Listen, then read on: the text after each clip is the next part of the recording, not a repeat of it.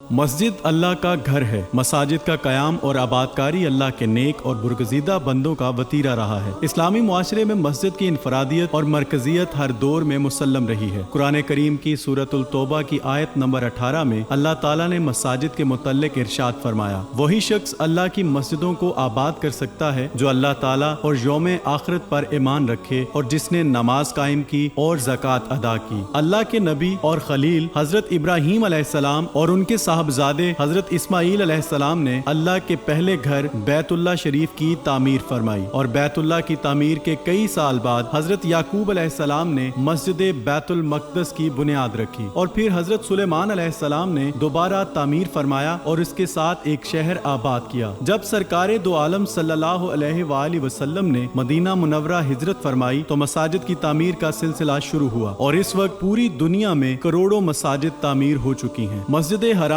شریف، مسجد نبوی اور مسجد اقصی اور مسجد قباء کو دنیا کی تمام مساجد میں بلند و بالا مقام حاصل ہے، جہاں ہر روز ہزاروں مسلمان اللہ تعالیٰ کے حضور سر بسجود ہو کر وحدت اسلامی کا اظہار کرتے ہیں۔ مساجد کو آباد کرنا کامل مومن کی نشانی ہے۔ سرکار دو عالم صلی اللہ علیہ وآلہ وسلم نے ارشاد فرمایا، جس شخص کو مسجد سے محبت کرتے ہوئے دیکھو اس کے ایمان کی گواہی دے دو۔ حضرت ابو ہریرہ رضی اللہ تعالیٰ عنہ سے روایت ہے کہ سرکار دو عالم صلی اللہ علیہ وآلہ وسلم نے ارشاد فرمایا کہ روئے زمین پر محبوب ترین جگہ مسجدیں ہیں۔ مساجد اہل اسلام کی معاشرت اور تہذیب پر گہرے اثرات مرتب کرتی ہیں، اور یہ تب ممکن ہے جب مساجد کو آباد کیا جائے۔